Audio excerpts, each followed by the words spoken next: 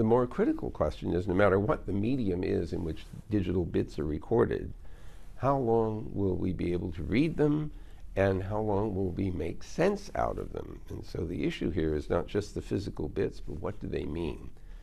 If you use a program, for example, to create a spreadsheet, you have a complex file. You store the file away and you hold on to it for 20 or 30 years. And even pretending you could read the disk again, do you have the software that knows what the bits mean? So the digital vellum idea is not just physical medium, but an ecosystem which is able to remember what bits mean over long periods of time. And we're talking centuries to thousands of years. Many people, including myself, are experiencing this problem. I'm worried about my daughter being able to see the photos I've taken of her, and even whether her children are going to see her photos. What can we do about it? So the whole idea here is to capture the digital environment in which those bits were created and make it possible 1,000 years from now to recreate that digital environment so that the files that we created that are interpreted as images or music or text or anything else or video games can be reproduced in the distant future. Presumably this service will have to be managed by a company. How can we be sure that that company is going to be around for hundreds, if not thousands of years? Even Google may not go on that long. This object that we want to capture should be transportable from one place to another.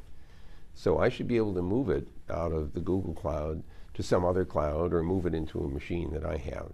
So this is all quite achievable as long as we standardize the descriptions. And that's the key issue here, is how do I make sure that in the distant future the standards are still known that can correctly interpret this carefully constructed object. So how close are we to this digital vellum? It's actually kind of a simple idea. Imagine that you are sitting here, maybe you're using Photoshop just for the sake of argument, and you're touching up the pictures and adding things. And so imagine for a moment what's actually going on. You have your computer running, it has its operating system, it has the Photoshop application running on it, and your digitized image is sitting there. Imagine for just a moment that we could take an X-ray picture of everything that is in place to make this work, as if we capture all the bits, not just the picture bits, but the operating system bits and the application bits and the underlying machine description bits.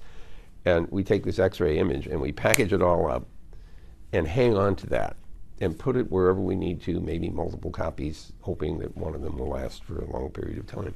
So this snapshot idea is quite clever, and it captures everything we need to know to reproduce the environment to interpret the picture.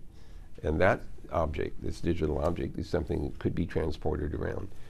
That's the solution to the problem, at least in this first iteration, and I think it's a very clever one.